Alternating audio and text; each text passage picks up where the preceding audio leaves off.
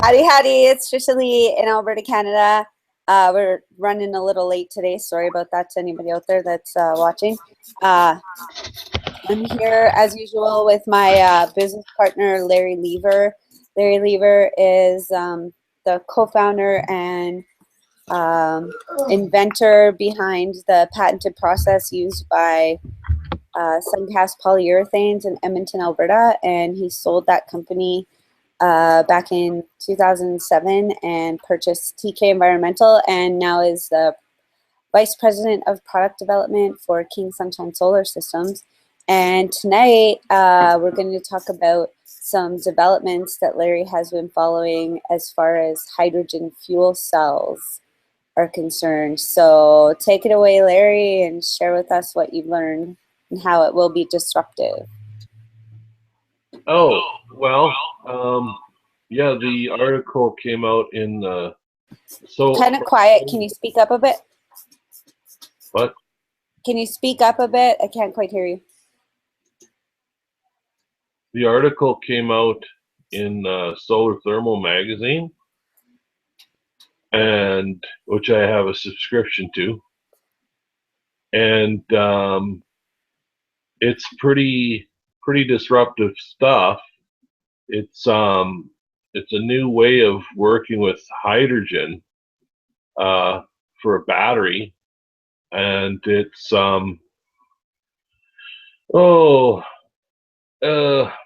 basically there's always been issues working with hydrogen fuel cells because they're very hard to contain, and they can be quite dangerous. And so what this group has done, actually it's a institution, this has been backed by the U.S. Department of Energy, their Lawrence Berkeley National Laboratory, and the guys that are working on it are, I'm pretty sure they're Americans. Jeff Urban at the Berkeley lab, he is part of the experiments, but basically what they've done is they've figured out a way of making a metal hydride type of battery, and it's stored in graphene shields. So I don't know if anybody saw the post that I put up on Facebook, but it takes you to the news article on the Solar Thermal magazine website. And like I said, after I read through the article, I thought that it's going to be something where they can actually put hydrogen into these little tiny spheres, these little nanospheres, and then the nanospheres could actually be put into the tank or whatever device is used for storing hydrogen with hydrogen powered vehicles. So what I was imagining was like all these little pellets that you could probably, pellets or little spheres that you could probably pour into your tank and take the hydrogen out and run your vehicle on it. And because each one of these little spheres would be holding the hydrogen, then they would be a lot safer to work with because they're smaller and they're all separated. So if you look at all the other batteries or fuel cells that are out there, this is kind of an amazing development. It's not on the market yet, but I really like the idea on how these graphene encapsulated magnesium crystals, they act as sponges. So it's a real different way of going about things, which sounds like a much safer way of handling hydrogen, and this could change things quite dramatically for companies like Ballard out in British Columbia in Canada.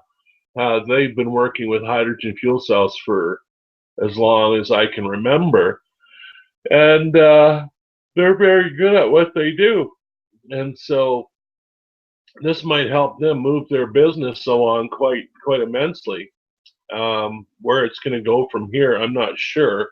Uh, I'm not sure if they're exactly the same as metal hydride batteries, but metal hydride batteries I think are quite a bit different. I don't know how safe they are, whether even or not Toyota is still using metal hydride in the Prius, but I remember when I was going to buy one, they had metal hydride batteries in them. So yeah, it's quite a new development as far as energy storage goes regarding hydrogen. So I kind of wanted to talk about that, but I also wanted to talk a little bit about the what is it?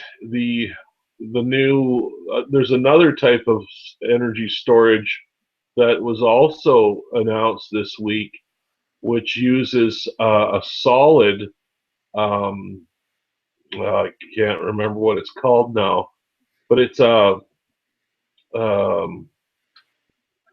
I'd have to look it up, but it's a new way of working with um, another new type of battery, which is similar to a lead acid battery, except I believe there's stainless steel involved, and I'd have to look it up exactly what it is. I really didn't have enough time today to do a lot of So research on it. from what I looked at as far as this hydrogen fuel cell, it sounds like it's like a solid, like almost maybe like a powder or something that you would like, as far as using it for fuel, like you would add it to your fuel tank and it would be like safe and dry um, and then once it's used up, then you would just kind of clean it out and replace it. Is that how it works? Or do you know how they plan on implementing what the discovery that they made? Um, I don't know. It's like I say, it's pretty new, and usually when new discoveries like this are made, it takes a little while to figure out how to commercialize them. So we might be waiting a little while before they actually get uh, commercialized. But I think one thing really important to note is that it's completely stable in air.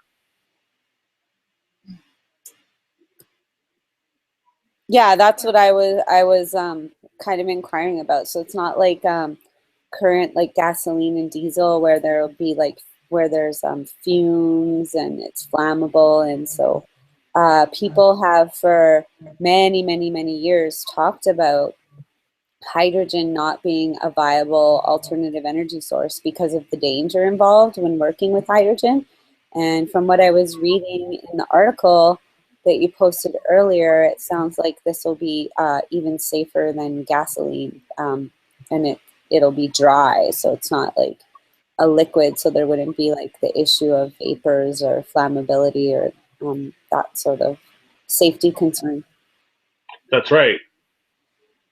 Yeah, it sounds like it's a lot safer because I remember when they were working with when I was reading about some of Ballard's work in BC, that containing hydrogen in any kind of container is really difficult to do because it's such a thin material. Um, so it's kind of difficult to contain. So if it is contained in a small, not I don't even know if it's molecular. There's not a lot of information on this yet, and so, but I imagine it's some kind of little sphere that soaks up the hydrogen and kind of holds on to it until it's required.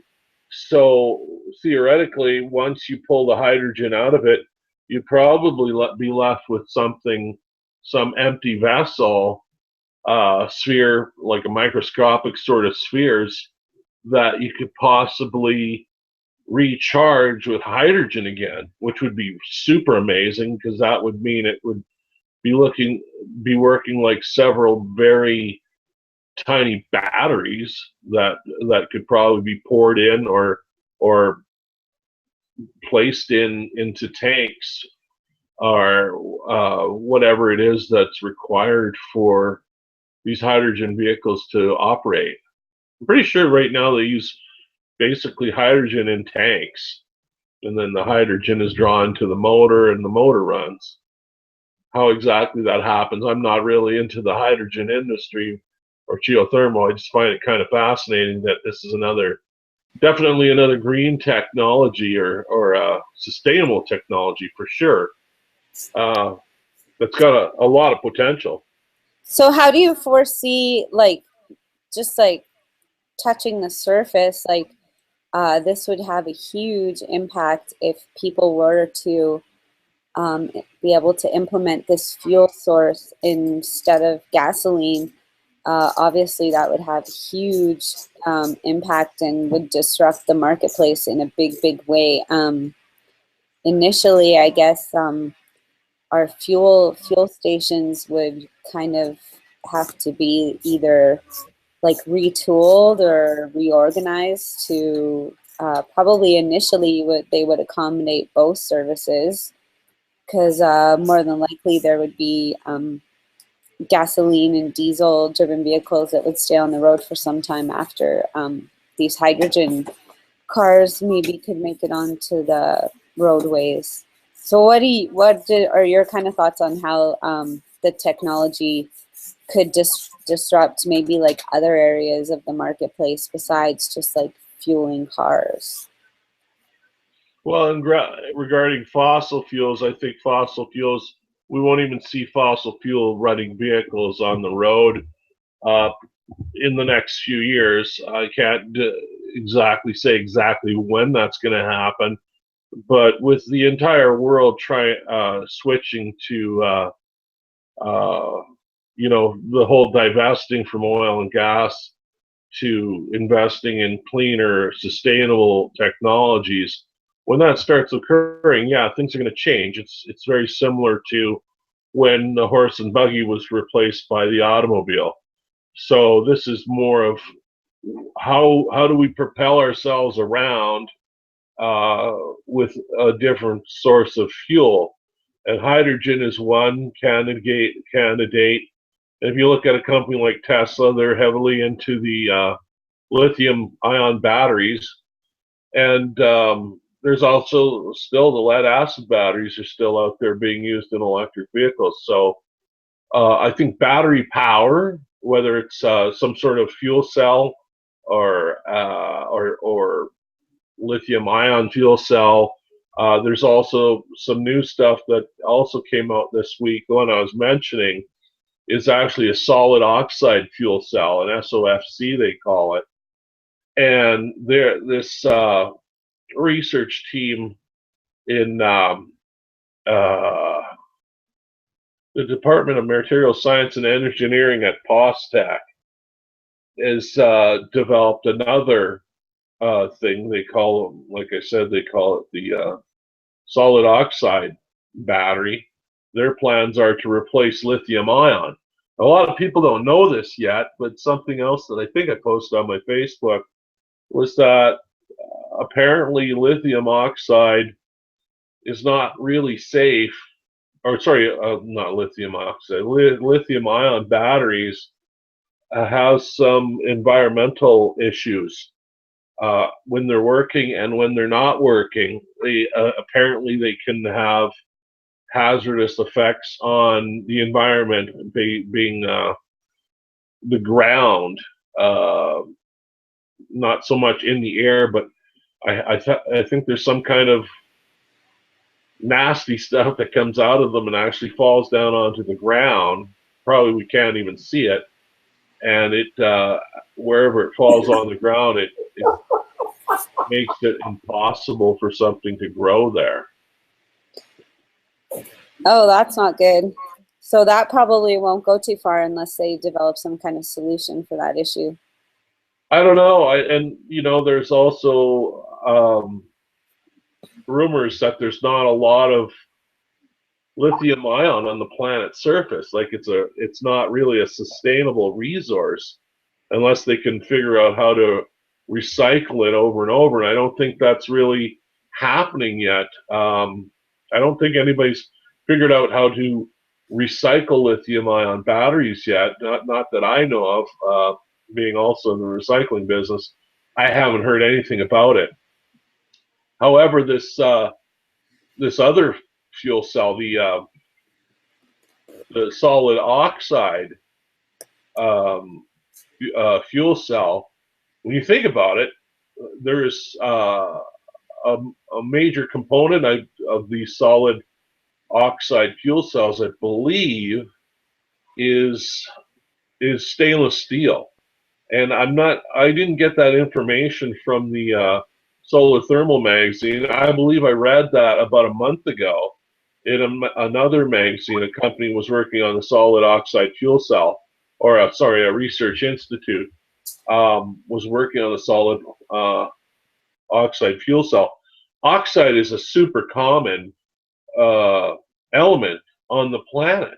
So you can have like iron oxide, which is, iron is a major component of the Earth's table of elements, So there's a lot of it around.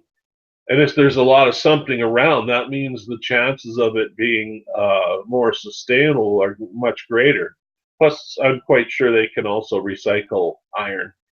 They just melt it down and whatnot.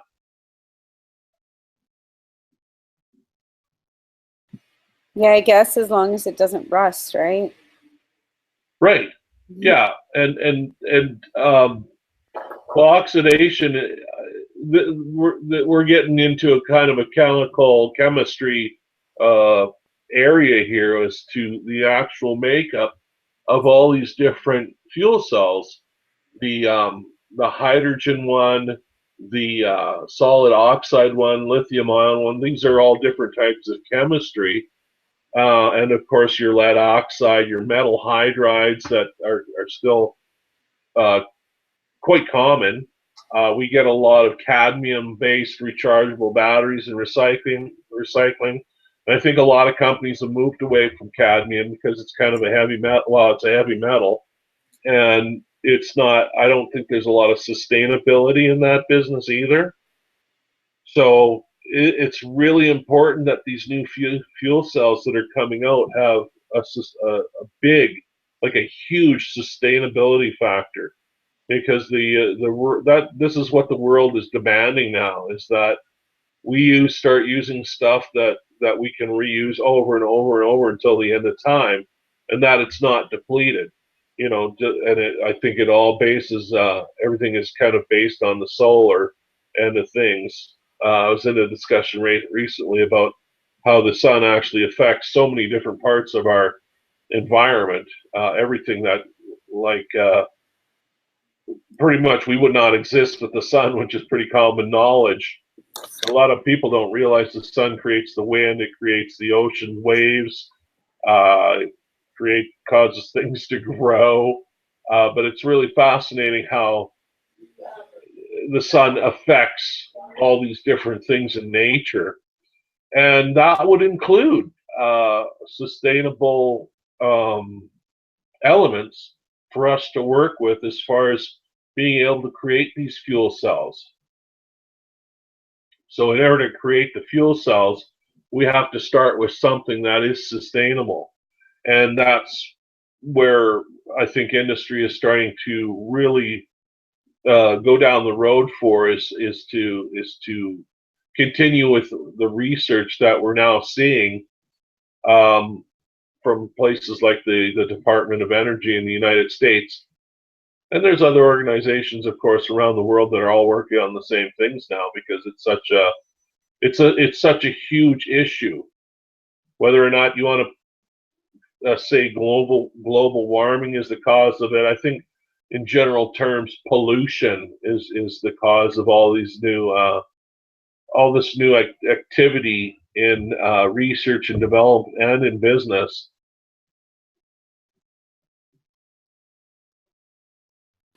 Yeah, people all around the world are pretty aware and seeing firsthand the effects of the pollution. I don't know that it's changing the climate, but it is having an effect that people can actually see, as far as like more death among livestock or wildlife, just like lower quality of water and air, and more cases of asthma and other diseases and all these things, and they all point to the pollution that has kind of was allowed to overtake us for a while, and now it's just a matter of everybody doing an about face and going in the other direction and being able to maintain our industries and our quality of life and our standard of livings without having the same impact on the environment around us. And it's totally on everybody's mind, keeps a lot of people awake at night. And yeah, it's definitely encouraging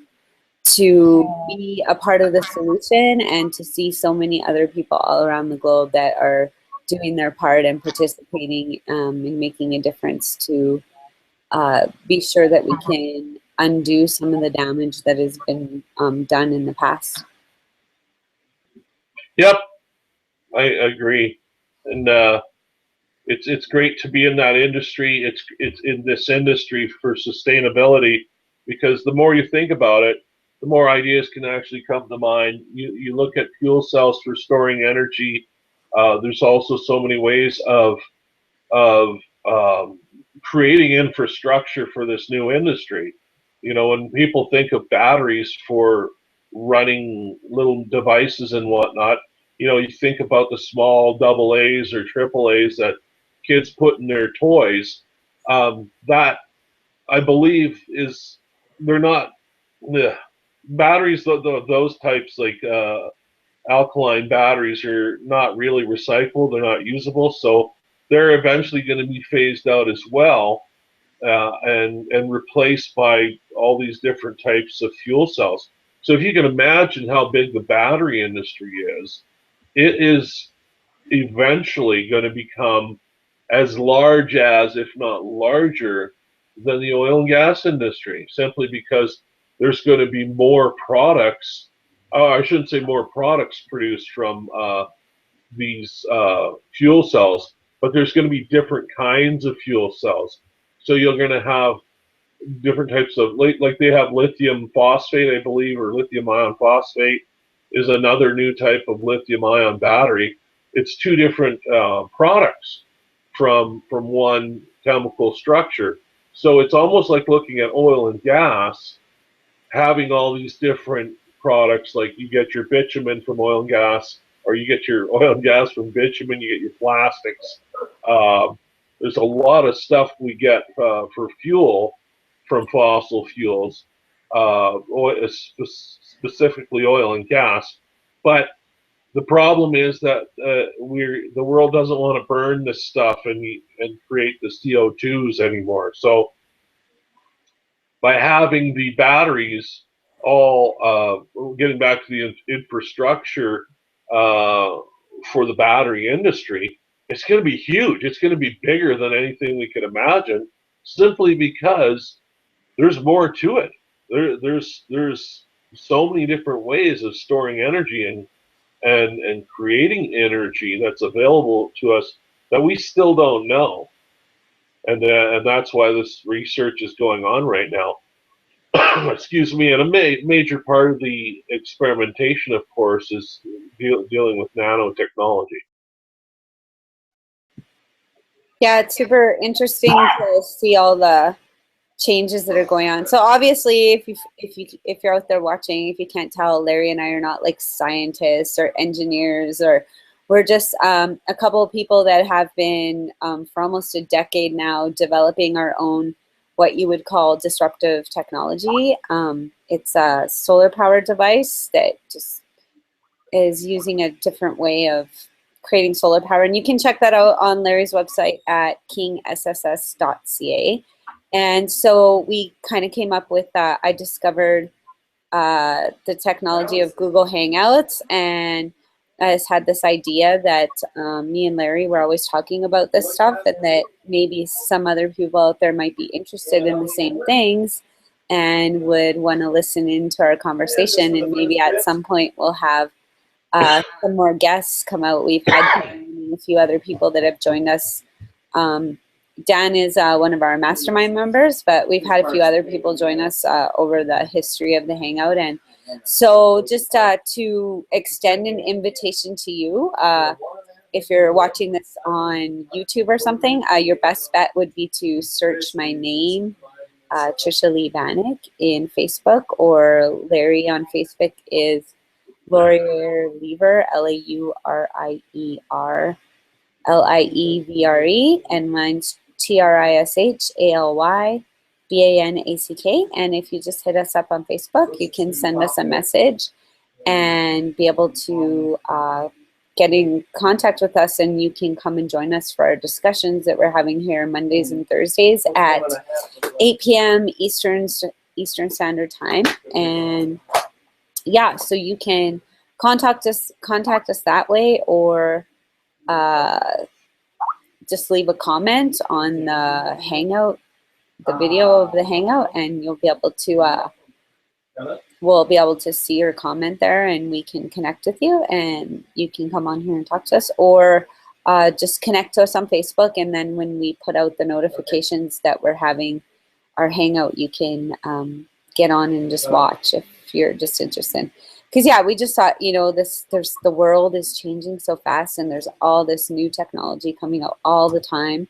And because Larry's an inventor and he's always looking for new ideas for his patents and stuff, he really keeps tabs on the latest and greatest technologies that are being developed and coming to the marketplace. So I just thought that it would be really valuable for people to hear some of the things that Larry's learning, and then our kind of vision that we have for the future, and where we want to take our technology and some of the other technologies with us, as far as, and definitely I think for the most part our main focus on the Disruptive Technology Hangout has been all about sustainability, and it seems like most of the information that comes to you in regards to new technology is all about like green industry and stuff like that. So it's definitely disrupting the marketplace, and there's lots and lots of new things happening all the time. So it's just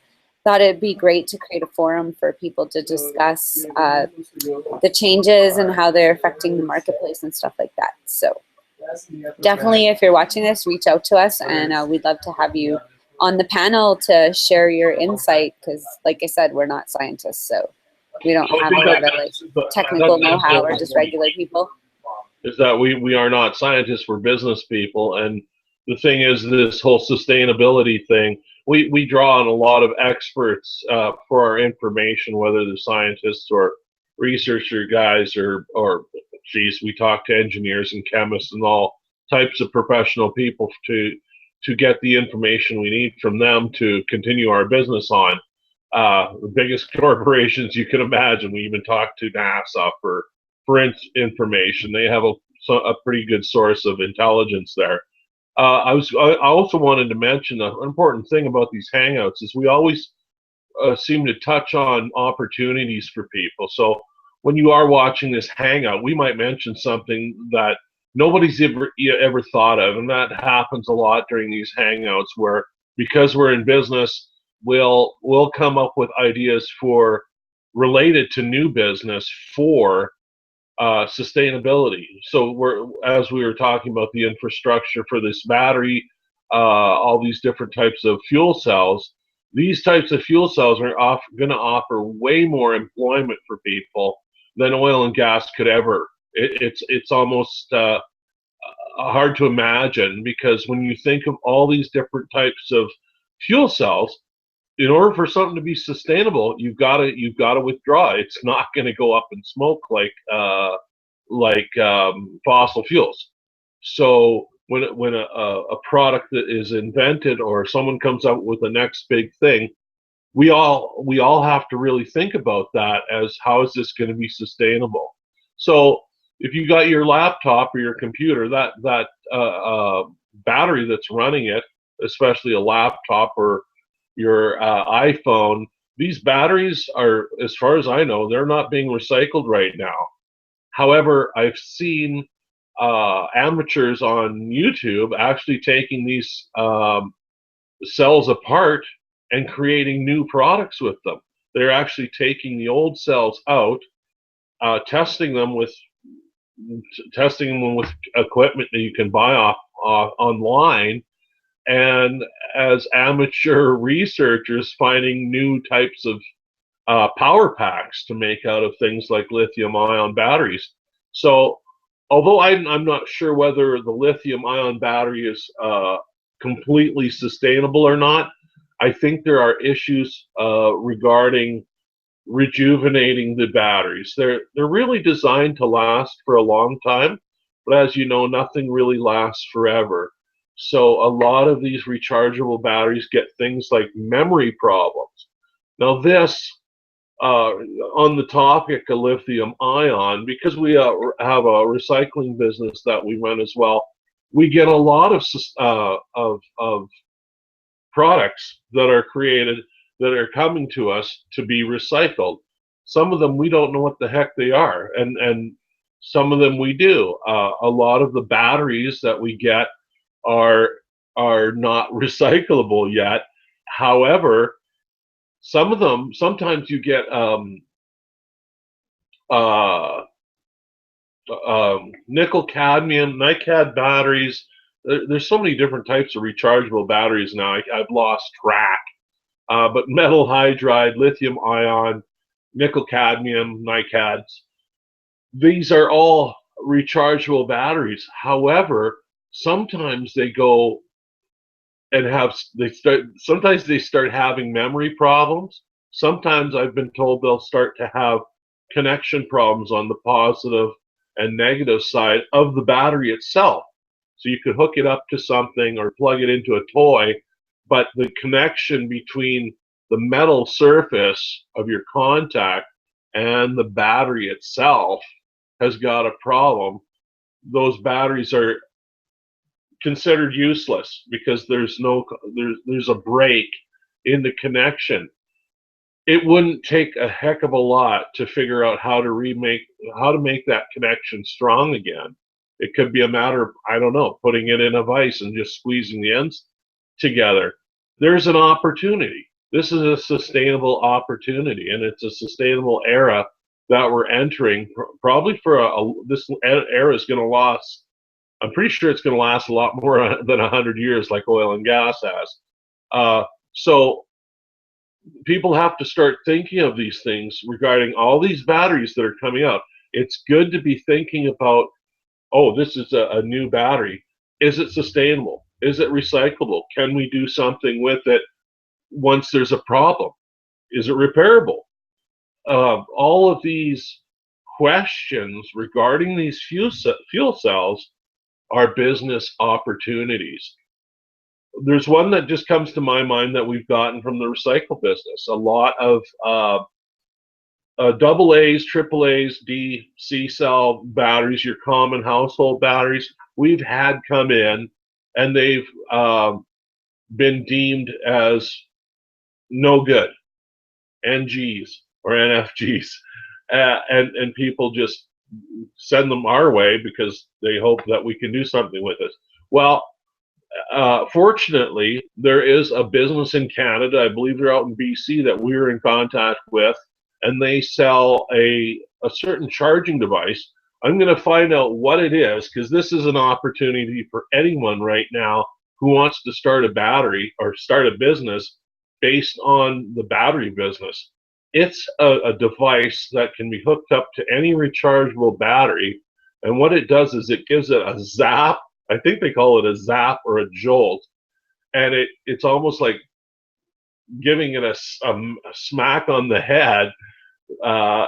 It causes it to lose the memory of the battery and then start functioning again as a brand new rechargeable battery. What I'm going to do is I'm going to post that.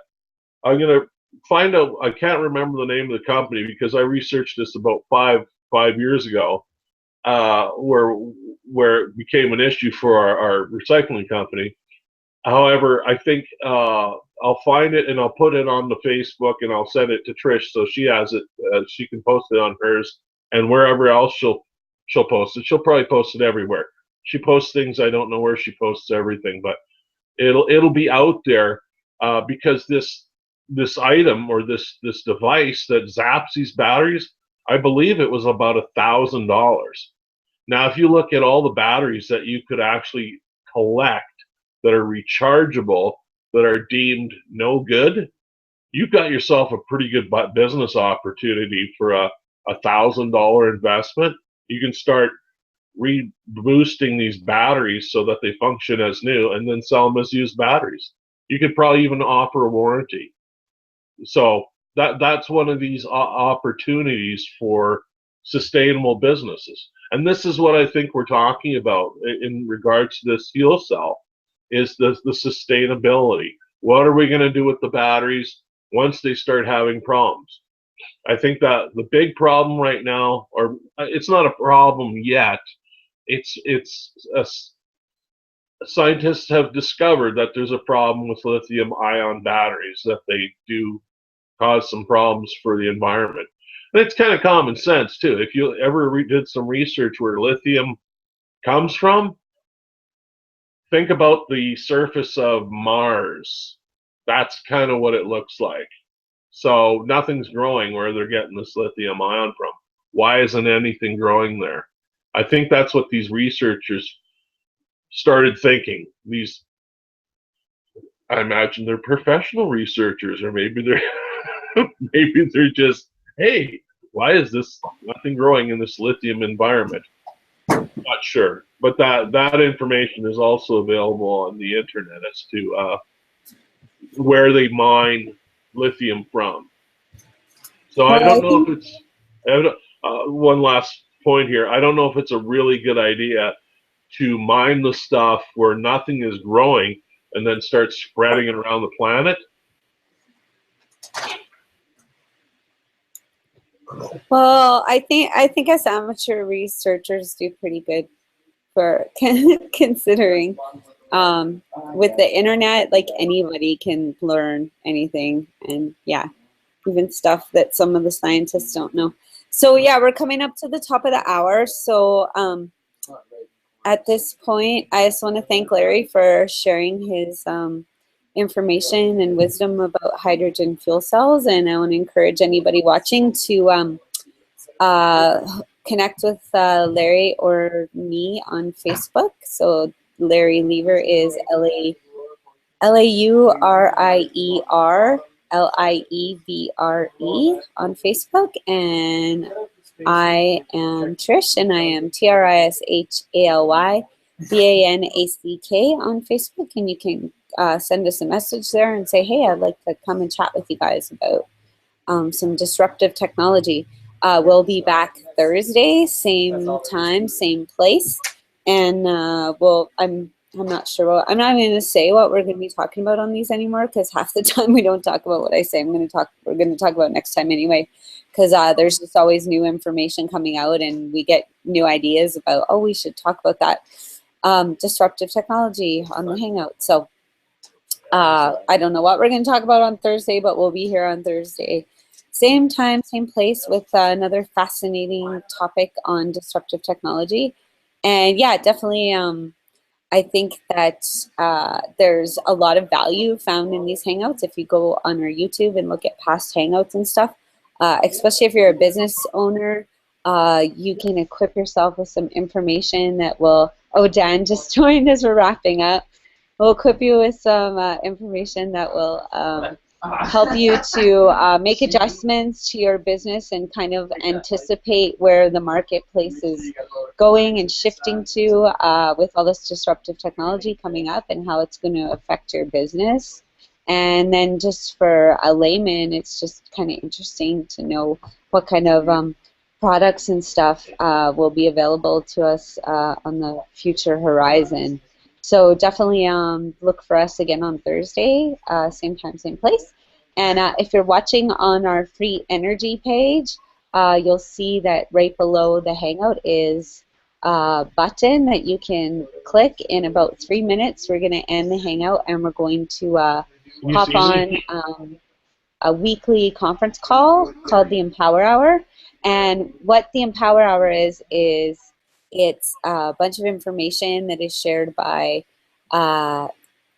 successful internet marketers that teach us about the disruptive technology that is internet marketing. If you haven't been living under a rock, you probably realize that more and more people every day are turning to the internet for purchasing everything from dresses to food for their pets to all kinds of things, books and movies and you name it. So the whole marketplace is having this shift from brick and mortar businesses to click and order businesses because people are more and more turning to the internet for making their purchases. And actually, around Christmas time, I seen a report that was talking about both Walmart and Sears closing down some of their retail outlets, and the reason that for those store closures is surely all of the sales that have been diverted out of their premises because of online purchases that people are making.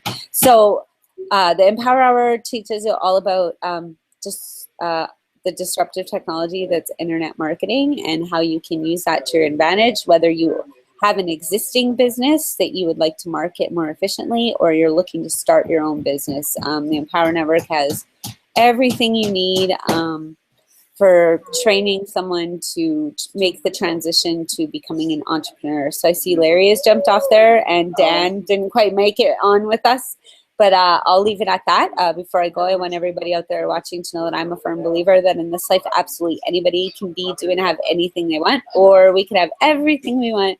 And I choose everything, and I hope you will too, because you can. So hop on the the Empower Hour call and find out how. And if I don't see you in the future, I'll see you out in the pasture. Bye, everybody. Bye, Larry. I just wanted to add